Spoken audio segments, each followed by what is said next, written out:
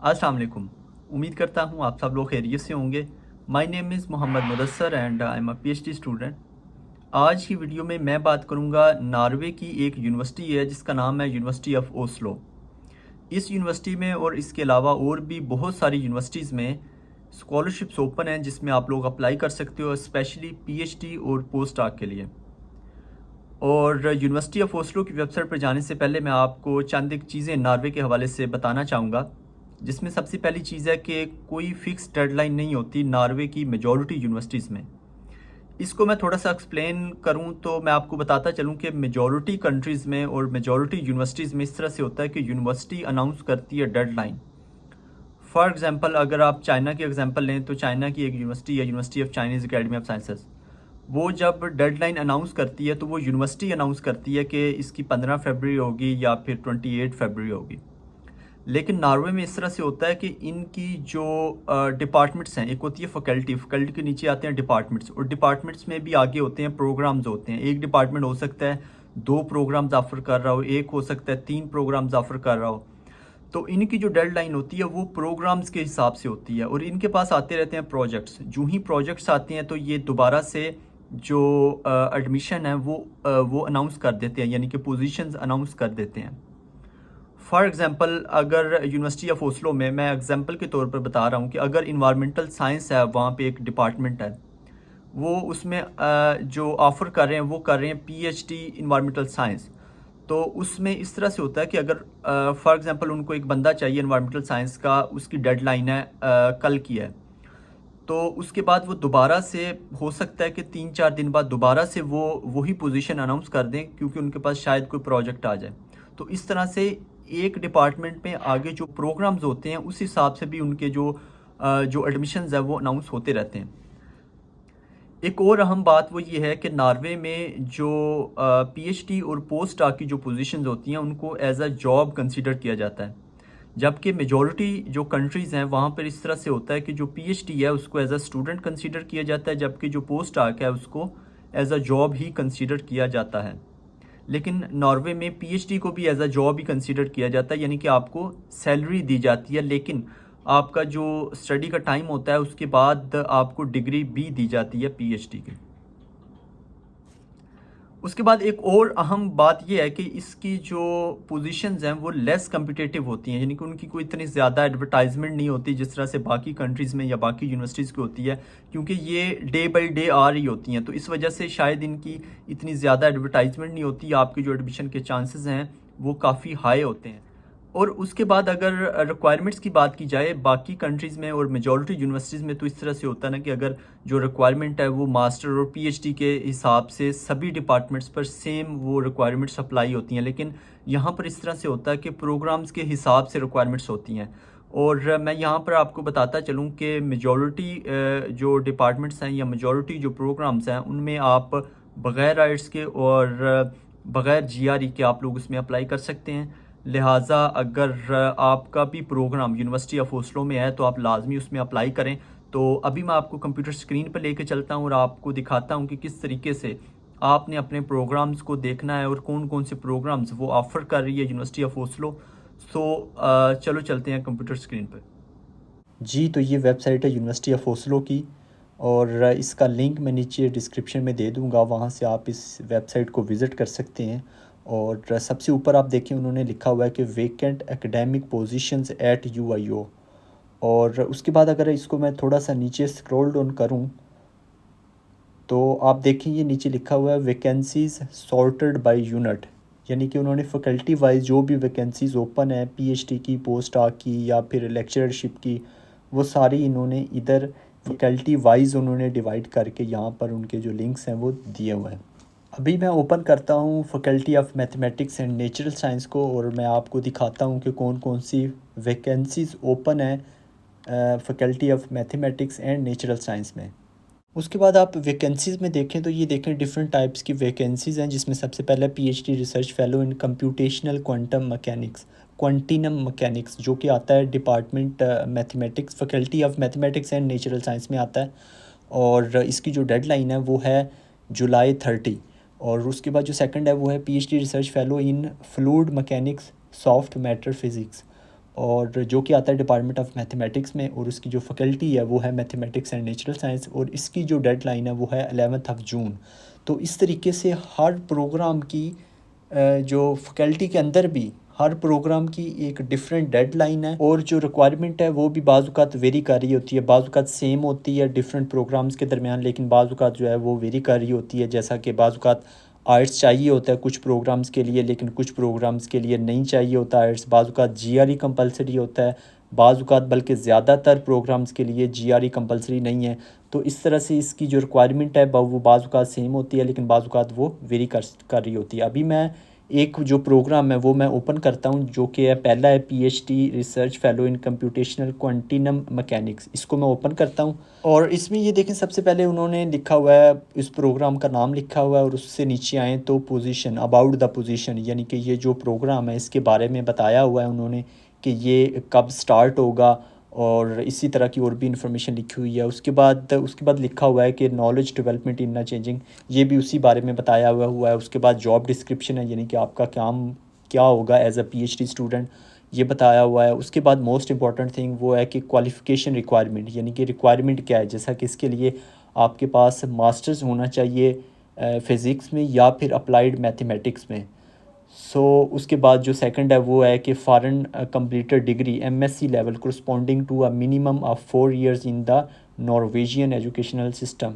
उसके बाद है कि प्रोग्रामिंग एक्सपीरियंस, और उसके बाद है कि स्किल्स इन कंप्यूटेशनल मेथड्स। उसके बाद थ्योरेटिकल बैकग्राउंड इन फ्लूइड और सॉलिड मैकेनिक्स। उसके बाद fluent oral and written communication skills in English. यानी कि यहाँ पे उन्होंने आइट्स का जिक्र नहीं किया, सिर्फ ये लिखा हुआ है कि आपकी जो इंग्लिश की स्किल्स हैं वो अच्छी हों। और उसके बाद लास्ट पे लिखा हुआ है कैंडिडेट्स विदाउट एमएससी डिग्री है 1 till 31, यानी कि आपके पास डिग्री आ जानी चाहिए 31 अगस्त से पहले। तो उसके बाद है कि डिज़ायर्ड स्किल्स, उसमें है कि बैकग्राउंड इन फ्रैक्चर मैकेनिक्स, उसके बाद बैकग्राउंड इन जियोफिज़िक्स, और उसके बाद है ग्रेड रिक्वायरमेंट लिखी हुई है कि आपका C grade must be C or better than the Norwegian educational system. इस तरह की चीज़ें लिखी हुई हैं इसमें।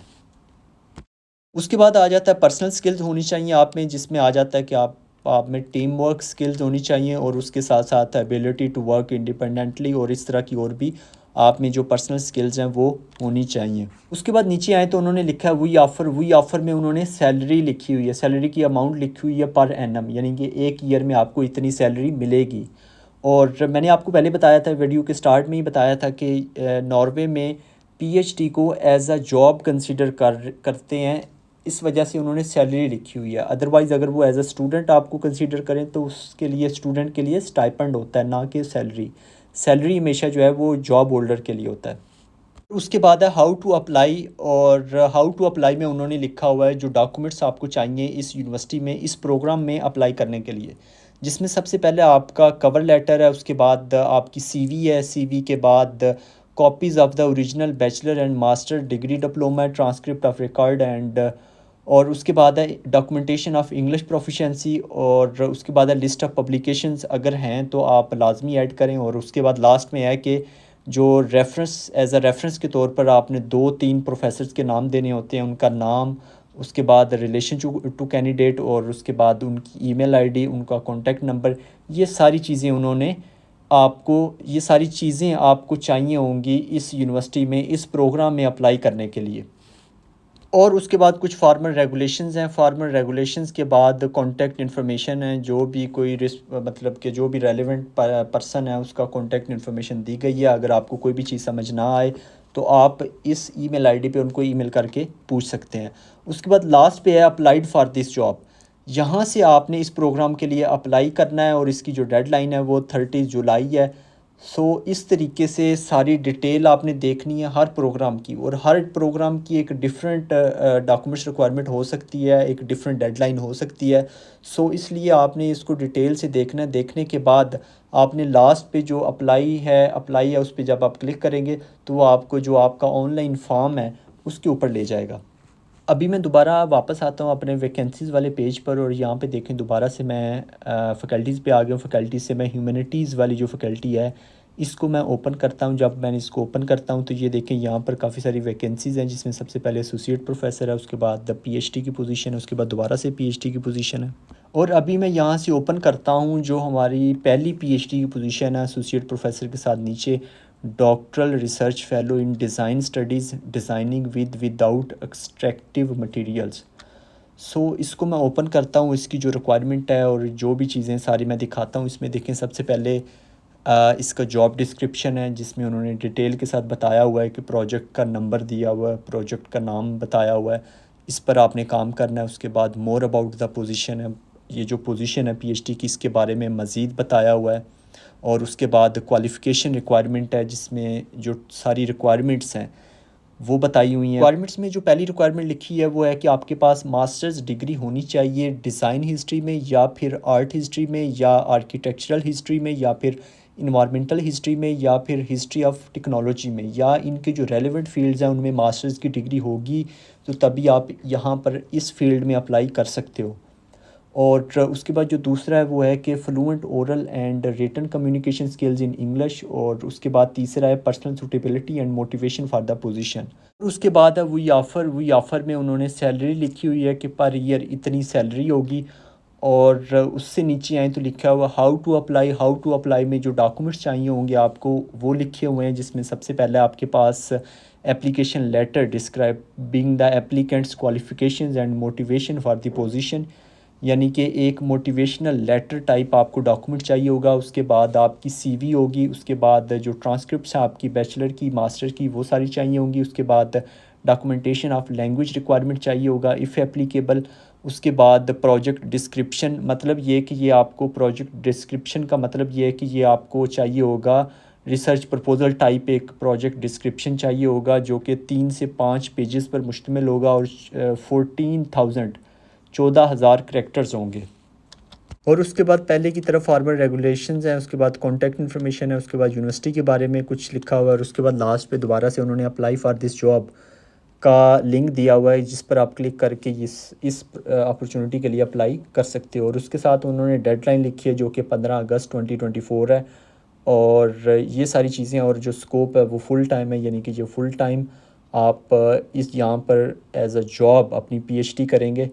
तो ये सारी डिटेल थी। और अभी मैं क्लिक करता हूँ अप्लाई फ़ॉर दिस जॉब पर, तो ये देखें यहाँ पर इन्होंने लॉगिन का ऑप्शन दिया और सबसे पहले मैं इसको रजिस्टर करूँगा। रजिस्टर हेयर पे क्लिक करना है। रजिस्टर हेयर पे क्लिक करने के बाद आप इसको अपने जो गूगल का अकाउंट है उसके साथ लिंक कर सकते हैं। गूगल के साथ लिंक करने के बाद आपको एक फॉर्म शो होगा, वो फॉर्म आपको फिल करना होगा और आपका अप्लाई हो जाएगा इस पोजीशन के लिए।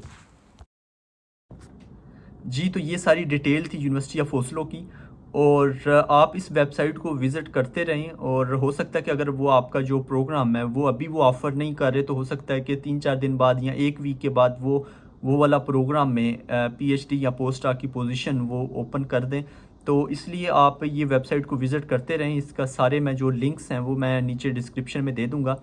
और चैनल को लाजमी सब्सक्राइब कर लें। मैं आने वाले दिनों में डिफरेंट स्कॉलर्स जो मुख्तलिफ़ कंट्रीज़ में मास्टर्स कर रहे हैं, पीएचडी कर रहे हैं, डिफरेंट स्कॉलरशिप्स के ऊपर पढ़ रहे हैं, उनके साथ मैं वेबिनार्स करने जा रहा हूँ, उनके साथ मैं सेमिनार्स करने जा रहा हूँ। और अगर आप भी इंटरेस्टेड हैं कि आप भी पढ़ना चाहते हैं, फ्री एजुकेशन हासिल करना चाहते हैं, अपनी फैमिली को सपोर्ट करना चाहते हैं, तो आप उन वेबिनार्स को, उन सेशंस को लाजमी अटेंड करें।